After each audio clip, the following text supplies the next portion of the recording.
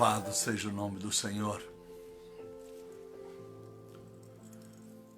Louvado seja a Santíssima Trindade, que nos promove o desejo da oração. O que seria de nós se Deus não provocasse em nós essa manifestação da perseverança da oração? Porque o tempo vai passando e nós vamos prevalecendo. Nada vai nos vencendo. Então a bondade de Deus, ela tem sido conosco. Ela tem sido com a nossa vida. Então nós agradecemos a Deus por nos dar essa condição. Eu quero ler um texto para vocês, bem conhecido, que está em João capítulo 10, versículo 1 adiante. Todos que nos acompanham desde o início da oração sabem que o ensejo primordial desta oração, daquilo que o Espírito Santo nos chamou, foi para que fosse um ano de busca da santidade, um ano em que nós pudéssemos buscar os valores dos céus, que nós pudéssemos fazer o que é certo. Foi para isso que nós começamos a oração. Por isso, logo quando começamos, eu queria entender de Deus o motivo desta oração e como orar um ano. Não seria fácil um ano. Eu queria entender como orar um ano, como achar argumentos para uma oração contínua, não se tornar uma oração melancólica. Como fazer isso? E aí Deus disse que era o ano da remissão, em que nós deveríamos buscar o temor, a sabedoria, o amor e a fé. Focar nesses 4 alvos. E durante o ano Ele nos orientaria o que fazer, como orar nos intervalos das semanas em que nós clamamos especificamente como essa, pelos esses 4 pilares: o temor, a sabedoria, o amor e a fé. Então o alvo desta oração, irmãos, não é necessariamente você buscar o que você almeja, não é você ser sarado de enfermidade, porta de trabalho, prosperidade, porque isso será uma consequência natural, um fato que o diabo não poderá esconder da vida de todos que estão perseverando na oração, mas neste propósito. Pessoas passam a vida toda fazendo promessas porque receberam uma dádiva, foram curadas, ganharam um diploma, e isso e mais aquilo, e sempre a oração é em propósito de algum benefício. Sempre é assim, sempre foi assim. Por que não mudar o foco da oração? Ao invés de buscar benefícios, beneficiar aquele que já nos beneficiou com o dom da vida. Então esse é o ensejo dessa oração. Quem está aqui para pedir isso, pedir aquilo, está batendo na porta errada, porque eu não posso perder tempo com isso. Então essa oração é para que nós alcancemos essa estatura espiritual, uma vida organizada diante de Deus, uma vida obediente, uma vida com discernimento para nos arrepender dos erros. E aí as demais coisas vos serão acrescentadas. Então, esse é o motivo. Não chama ninguém para orar aqui meia-noite, que está querendo ganhar na loteria, que está querendo uma casa, que está brigando na justiça com alguém, que precisa de uma cura. Mas você não vê eu aqui priorizando isso, embora tivemos uma semana aí que nós oramos pelo necessitado, pelo próximo, não foi verdade?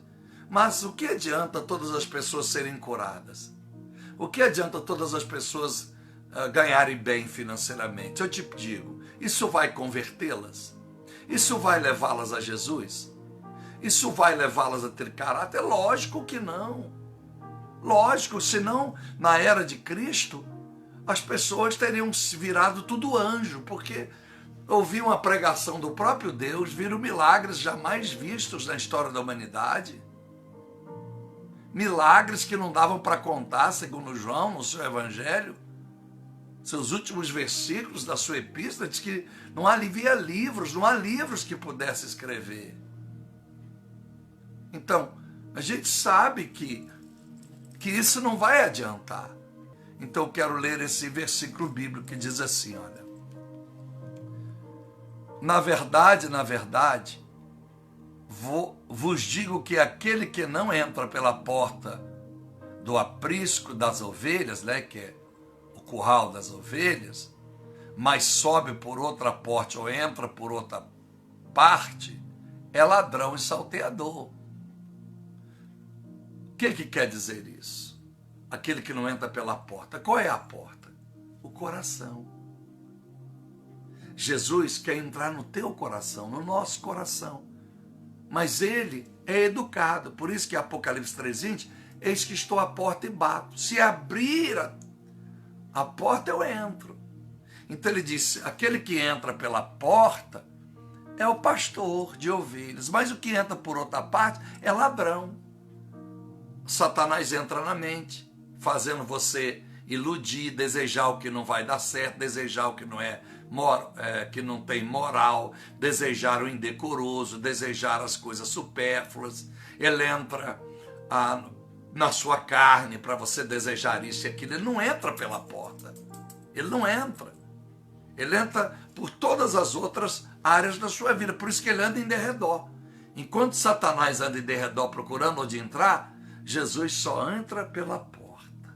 Maravilha a palavra de Deus. Verso 2, mas é o que eu vou chamar de atenção. Aquele, porém, que entra pela porta é o pastor das ovelhas. A este o porteiro abre. O Espírito Santo é o que cuida de nós, o penhor que Jesus deixou. E as ovelhas ouvem a sua voz. Uau! E chama pelo nome as suas ovelhas e as traz para fora, uma a uma. Ninguém é por acaso. Jesus não dispensa, Jesus não faz acepção. Que lindo! Uma a uma ele chama. E quem é ovelha, ouve a sua voz e sai para fora. O que é sai para fora? Eu já disse isso. Tem pessoas que se convertem e a vida move-se tão pouco, são tão poucas bênçãos ou transformações ou mudanças, oportunidades no mundo aí fora. Porque se dá asa, essa ovelha vai e não volta mais. Então Deus quer que você, ao conhecer a sua voz, saia das quatro paredes, saia da igreja de quatro paredes e mostre ao mundo que o seu Jesus está no mundo inteiro. E ele pode se manifestar e te abençoar onde quer que você esteja. Mas o que vai te chamar a atenção, aguarde. Verso 4. E quando tira para fora as suas ovelhas, vai adiante delas, quer dizer, ele vai à frente. E as fazem segui-lo, porque conhece a sua voz. Mas de modo nenhum seguirão ao estranho. Antes fugirão da voz estranha, porque não conhece a voz do estranho. Esse é o segredo do texto. Por que tanta gente perdida ouvindo quem não tem nada para falar? Por que tanta gente perdida dizendo que conhece a Bíblia quando não conhece? Por que tanta gente com dogmas de religião dizendo que crê na imagem, crê no crucifixo, crê nesse que era santo, crê em vela, crê nisso? Por que tanta gente perdida? Se existe um pastor, um único, que a sua voz, ele chama cada um pelo seu nome. Por quê? Só tem duas respostas. ou não estão sabendo ouvir a voz do verdadeiro pastor, ou na verdade nunca foram ovelhas, porque as ovelhas conhecem a voz do seu pastor. Então, se nós tivéssemos pessoas com melhores ouvidos e tivéssemos pessoas realmente ovelhas, teríamos mais cristãos do que realmente temos. Olha que revelação. Por quê? Talvez você viveu perdido tantos anos e ainda tem dificuldade, porque a maioria disse Deus para mim, a maioria, vou repetir de novo, a maioria que me assiste nessa oração, a maioria que me assiste nos cultos, não são fiel, nem aqui, nem aqui, nem aqui, nem aqui, e nem aqui no estômago. Vou repetir de novo. Assim diz o Senhor, a maioria não são fiel. Eu te pergunto, é porque não tem voz que fala? Ou porque não estão ouvindo, como Apocalipse 2,7? Quem tem ouvidos, ouça. Ouvido é você quebrantar o coração, é ser humilde. Quando ouvir, não apenas dizer amém.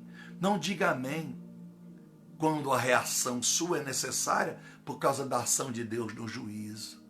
Mas seja alguém que tem ação. Alguém que age, reage. Alguém que possa, ao ouvir a voz, dizer, eu sou ovelha. E se você ouvir essa voz, é porque você está se tornando ovelha. E sendo ovelha, espere que a bênção chegará. Senhor meu Deus e nosso Pai, muito obrigado, Senhor, pela sua palavra. Muito obrigado, Senhor, pelo motivo que nos leva a orar neste momento aqui.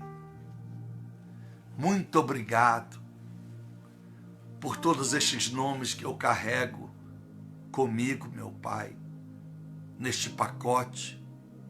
Daqui uns dias viajamos para outro estado e ele vai comigo. Estes nomes vão comigo e continuarei a produzir a voz do Senhor, pregar a palavra do Senhor a todas as pessoas que querem ouvir a tua voz, porque as ovelhas ouvem a tua voz, e a Bíblia diz, as ovelhas não ouvem voz estranha. Por que tanta gente na igreja ouvindo voz estranha? Por que tanta gente seguindo a tantos caminhos, a tantas vertentes de um sistema religioso que não leva a nada? Está na hora da igreja, já passou da hora da igreja viver os milagres do passado, os milagres que aconteciam em Atos dos Apóstolos, os milagres que aconteceram nos 4 evangelhos, os milagres que aconteceram no Primeiro Testamento. Não há milagres, meu Deus, espontâneos de uma forma avassaladora, milagres ali, acolá, numa ponta ali, no outro lugar ali. E quando os milagres maiores acontecem, viralizam na internet. Porque vivemos um tempo sem milagres. Porque o maior dos milagres não tem acontecido, que é a conversão do nosso caráter de fato. Vamos colocando o mundo dentro de casa. Os crentes hoje, desse século, fazem coisas absurdas. Vamos sendo tentados a todo instante. Se nós não vigiarmos, nós não alcançaremos proezas. Porque Daniel 11:32 diz, aqueles que creem no Senhor operará grandes proezas em teu nome, maravilhas, sinais. Por isto, meu Deus e meu Pai, nós queremos ter ouvidos para te ouvir. E quando um falso profeta falar, um bode falar, o demônio que vem como anjo de luz, segundo Coríntios 11:14, viram falar, a gente vem a discernir pela maneira que fala. Porque o anjo de luz, que é o demônio, ele vem falar coisas boas. Educadamente, mais educado do que eu, que sou grosso. Mas, na verdade, essa educação é uma estratégia para laçar os sem discernimento, para laçar os imaturos. Aquilo que lemos em Coríntios, 1 Coríntios capítulo 3, verso 1 em diante. Que estão no leitinho ainda, não puderam comer comida sólida, disse o apóstolo Paulo. Ajuda-nos, meu Deus. Ajuda-nos. Precisamos nos transformar em ovelhas. Quem é ovelha, ou talvez melhor, quem é ovelha sempre será. Ainda que pegue os carrapichos, ainda que no meio da sem se fuja, mas ovelha é ovelha. A ovelha nunca nasceu para viver isolada. A biologia diz isso, a biologia, a ciência, que estuda os animais, diz sobre a ovelha. Ela chora, derrama lágrima quando sabe que vai para o matadouro. Ela fica triste quando sabe que chegou a hora da morte. Mas como o animal sabe? Talvez porque colocaram ela no corredor da morte, no curral. Por que a ovelha não gosta de ficar sozinha? Ela gosta de ficar no aprisco e meio as outras. São humildes, são dóceis. Meu Deus e meu Pai, ajuda-nos todos a ver quem está batendo na porta, a quem entra pelo coração. Entra, Senhor, no nosso coração. Nos faça mais puros. O Senhor tem dito que a maioria não é fiel. E isso não é novidade, não, porque a Bíblia diz que o povo não suportaria essa doutrina no tempo do fim. Está em 2 Timóteo 4:3. Não fui eu que escrevi, Pai. Então, parece coisa nova, assustador, mas está escrito, o amor de quase todo vai se esfriar. Foi o que Mateus relatou que o Senhor disse. Ajude essas pessoas a serem fiéis, a mim também. Ajude-nos a andar na fidelidade, pagar o preço para sermos íntegros, procurar resolver os nossos problemas emocionais, sentimentais, para que nós venhamos a relacionar com as pessoas certas, no trabalho, na nossa vida religiosa, ou do credo, da fé, na nossa vida sentimental. Tira-nos os embaraços, tira-nos do caminho das pessoas erradas. Ajuda-nos a andar, meu Deus. Ajuda-nos a andar corretamente. Ajuda, porque estamos pedindo nessa semana o pilar do temor, da sabedoria, do amor e da fé salvítica. Queremos ser mansos, queremos obedecer-te, queremos reverenciá-lo. Não queremos pegar a Bíblia de qualquer forma, não queremos orar de qualquer forma, não queremos, meu Deus, sermos chamados de cristão de qualquer forma. Quando alguém diz que estão no mesmo barco, que nós possamos discernir o barco que alguém que diz ser cristão está, para que nós não entremos no barco errado, porque o barco errado afunda. O barco certo, ainda que enfrenta a tempestade, o Senhor está nele, ainda que repousando, ainda que em silêncio, o Senhor está nele e vai repreender a tempestade.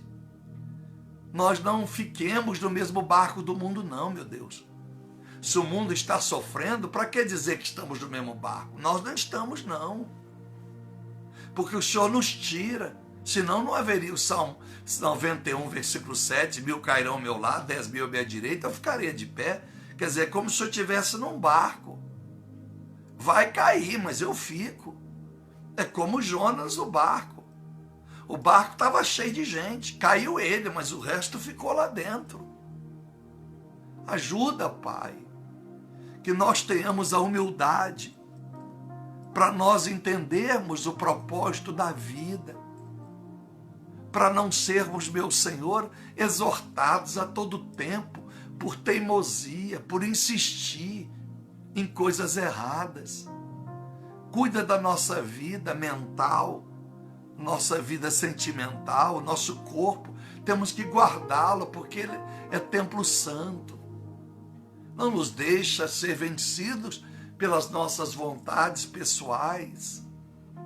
Ajuda, meu Deus e Pai, que todas essas pessoas que eu apresento neste pacote onde está o caderno e tantos pedidos de oração, que essas pessoas tenham, meu Pai, o discernimento que o que está faltando para todos é se arrepender, é buscar mais o Senhor, é buscar o teu reino, é te adorar mais, é orar com sacrifício, é buscar pela madrugada, como o Senhor disse em Jó, capítulo de número 8, versículo de número 5 ao 7, aquele que te busca de madrugada, de coração puro e reto, o Senhor voltará e abençoará, e o seu último estado será melhor do que o primeiro. O proverbiano vai repetir isso. Então, nós queremos, Pai, fazer como o Senhor Jesus, que ia nas madrugadas, ia para o monte orar, buscar o Senhor. Nós somos muito preguiçosos nesta geração, porque a televisão nos cansa ao ponto de não termos mais como orar de madrugada. Os afazeres já, a prestação de conta, a conquista dos valores já nos desperta às 6, 7, 8 da manhã para ir para o trabalho. Como orar? Levanta de manhã, vai escovar o dente, vai lavar o rosto, vai tomar banho, vai escolher a roupa que vai vestir, o que vai comer, já sai correndo, dando tchau para casa fora.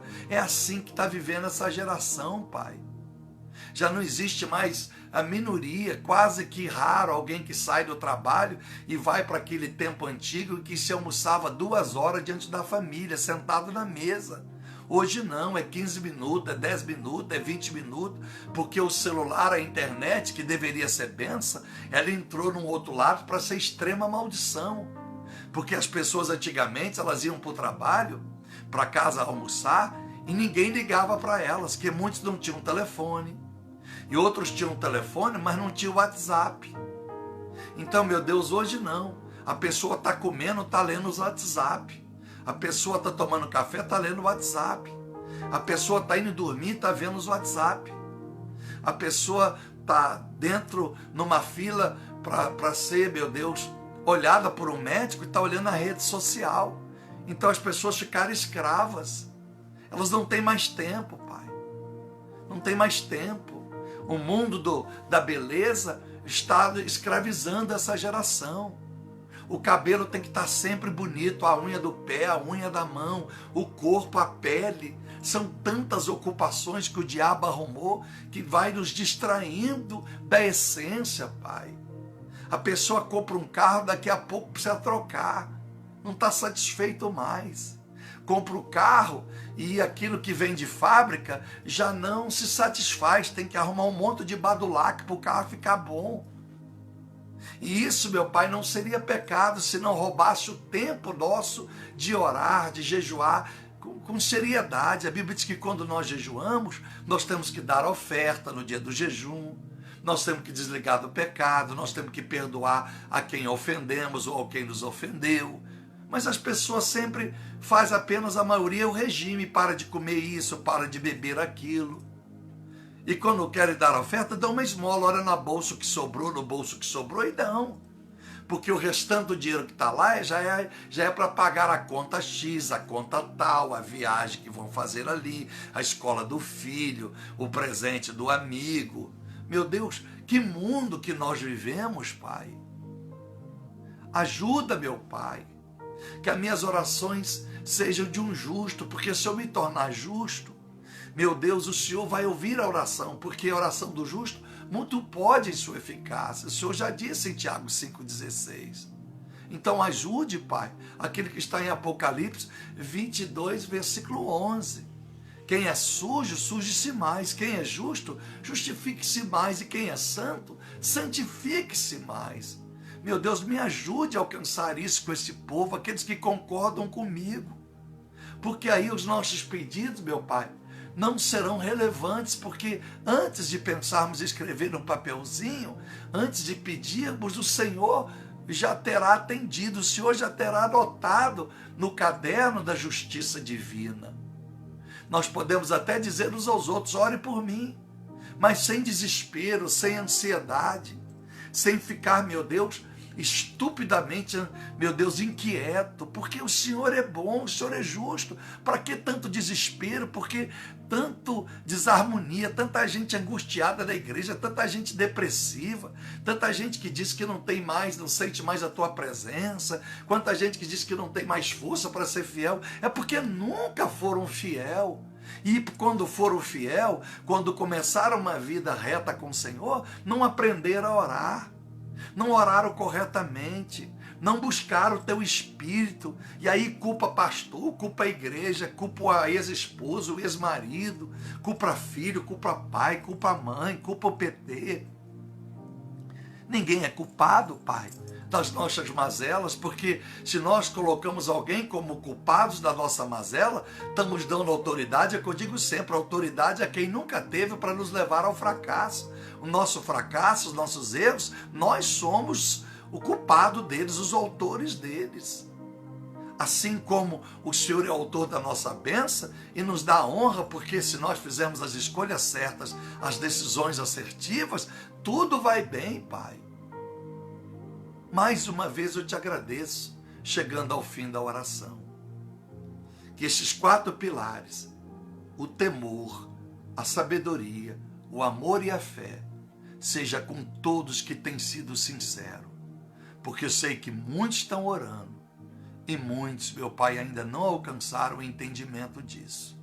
Mas as ovelhas conhecem a sua voz e não ouvem a voz estranha.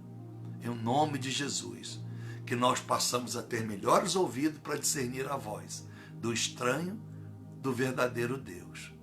E possamos discernir se somos ovelhas ou não. Porque se somos ovelhas, vamos entender a voz daquele que nos chama. Muito obrigado. Esta é a minha oração hoje por todo sempre, abençoando todas essas pessoas. Amém. Deus abençoe. Fique com Deus. Amanhã de novo, hein? A paz, querendo o Senhor.